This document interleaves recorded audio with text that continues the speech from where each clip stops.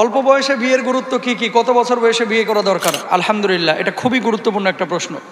রাসূল সাল্লাল্লাহু আলাইহি ওয়াসাল্লাম বলছেন, ইয়া মাশারাশ শাবাব মান ইসতাতা মিনকুমুল বাআতা ফালইয়াতাজাওয়াজ। এই যুবক, যার সামর্থ্য আছে দ্রুত বিয়ে করে ফেলাও, কারণ এই ফাইন্নাহু আগাদ্দু লিল বাসার ওয়া আহসানু লিল ফারাজ। চোখটাকে হেফাজত করে আর লজ্জাস্থানকে হেফাজত করে এই বিয়ে। বিয়ে যত সহজ হবে জেনা তত কমবে, ঠিক কিনা? আর আমাদের বাবারা এখন শুরু করছে, পোলার বয়স 28 বছর 32 বছর, কয় হুজুর নিজের পায়ে দাঁড়াক তারপরে বিয়ে দিমু।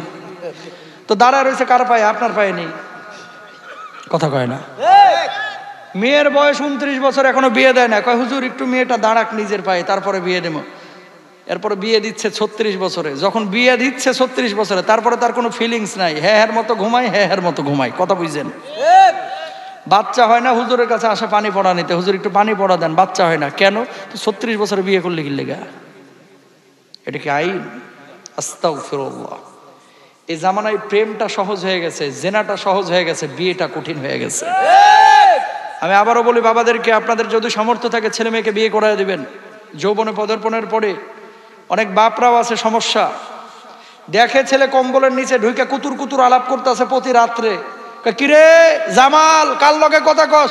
আব্বা অঙ্ক বুঝতেছি। কোন অঙ্ক বুঝতেছে হাজী সাহেব? আপনি জানেন না, কথা কন না কেন? আবার কিছু ওই বাপকে যদি জিজ্ঞেস করা হয় যে জানেন তো যে ওটা 2 নাম্বারই করতেছে, বিয়ে শাদী করান না কেন? হুজুর এই বয়সে একটু একটু করেই। আউযুবিল্লাহ কন না। মৃত্যুর কোনো গ্যারেন্টি আছে? আহা, কবে বুঝবো আমরা? যুবক, তোমাকে বলি, বিয়ের সম্পর্ক টাকার সাথে না, বিয়ের সম্পর্ক ক্যারিয়ারের সঙ্গে না, বিয়ের সম্পর্ক সার্টিফিকেটের সঙ্গে না, বিয়ের সম্পর্ক যৌবনের সঙ্গে আর দ্বীনের সঙ্গে, নবীজির সঙ্গে, আল্লাহর সঙ্গে, ঠিক কিনা? সামর্থ্য হয়েছে বিয়ে করে ফেলো, তোমার আমল ঠিক হবে। আর আমরা কি করি? মাশাআল্লাহ, নিজের পায়ে দাঁড়াক। দাঁড়াইতে দাঁড়াইতে এমন বুড়া হয়েছে, হ্যাঁ সহ্য করতে পারে না, এরও সহ্য করতে পারে না। আর যখন মারা যাচ্ছে, কবরে নিয়ে যাচ্ছে আর পোলায়, তখন পরে ক্লাস 4-এ। কার 4? ক্লাস 4-এ। কার? ওই যে লোকটা দেরিতে বিয়ে করে। তাড়াতাড়ি বিয়ে করবো আমরা ইনশাল্লাহ, বলেন। আরে যুবক, যারা চিন্তা করছে যে বিয়ের পরে পালসার নেমু, কেউ পালসার, হুন্ডা, তারপরে এই যে যৌতুক আমরা নিব না ইনশাআল্লাহ। বিয়েটাকে সহজ করেন, তাহলে জেনা কমে যাবে। বন্ধু তার বন্ধুকে বলে, তোর বউ আমার বউ, কথাটা মজার হলেও কেমন প্রভাব পড়বে ইমানে? আস্তাগফিরুল্লাহ, জোরে কন্যা আস্তাগফিরুল্লাহ।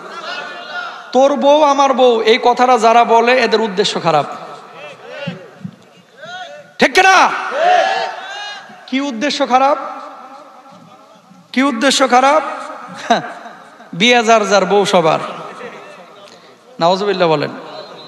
ফাল আইনানে জিনাহুমান নাজার। কিছু জিনিস দেখা এটা চোখের জেনা, কিছু জিনিস ধরা এটা হাতের জেনা, কিছু কথা বলা এটা জিহ্বার জেনা, কিছু জিনিস অনুভব করা এটা হচ্ছে অন্তরের জেনা। নাউজুবিল্লাহ বলেন। তোর বউ আমার বউ, এই কথাটা যে বলেছে, যদি বুঝে শুনে বলে, আল্লাহর সিদ্ধান্তের বিপক্ষে কথা বলেছে। কারণ একজনের বিবাহিত স্ত্রী কখনো আরেকজনের বউ হতে পারে না। তখন হবে যখন স্ত্রী তালাক হয়ে যাবে, তার আগে কেউ এই কথা দাবি করতে পারবে না। এটা গুনাহ, এটা তওবা করতে হবে, আল্লাহর কাছে মাফ চাইতে হবে। কিছু লোক আছে, কিরে জামাল কবে মাইয়া দেখতে যাবি? আগামী সোমবার। দোস্ত রেডি থাকিস, 6টা হুন্ডা নিয়ে 12 জন যাবো। নাউজুবিল্লাহ কোন। বিয়ে করতেছে জামাল, আর যাচ্ছে আরো সাথে 11 বন্ধু। বিয়ে করার পরে তুমি তোমার বউরে দেখতে পারবা, তোমার বন্ধুর আগেও দেখা জায়েজ নাই, পরেও দেখা জায়েজ নাই। বাপও তো দেখতে পারবে না বিয়ের আগে, সেখানে বন্ধুরে দেখাইতেছে। আর বন্ধুরা আবার হুন্ডা আসতে আসতে মাশাআল্লাহ এইভাবে চুলে শীতি করতেছে। দোস্ত জিনিস রে একটা। নাউজুবিল্লাহ কন্যা। এই খবরদার, এ কাজ আমরা কেউ করব না ইনশাআল্লাহ। মেয়ে দেখবেন, আপনি পছন্দ হলে বিয়ে করবেন। আর বেশি মেয়ে এই করবেন না, কি বলে, বেশি মেয়ে দেখবেন না। 4টা জিনিস দেখবেন মেয়েদের। কয়টা? লিমা লিহা অলি জামা লিহা অলি হাসাবিহা অলি দিনিহা। মেয়ের সম্পদ আছে কিনা, সৌন্দর্য আছে কিনা, বংশমর্যাদা আছে কিনা, দিনদারিতা আছে কিনা। প্রথম 3টা না থাকুক সমস্যা নাই, দিনদারিতা থাকলে চোখ বন্ধ করে বিয়ে করে ফেলান। জাতের মেয়ে কালাবালা, ঠিক কিনা? ওই পরিমণি খুকুমনির মতো নিয়ে আসবেন আর খালি বয়া বয়া কুতুর কুতুর পরক্রিয়া করবে।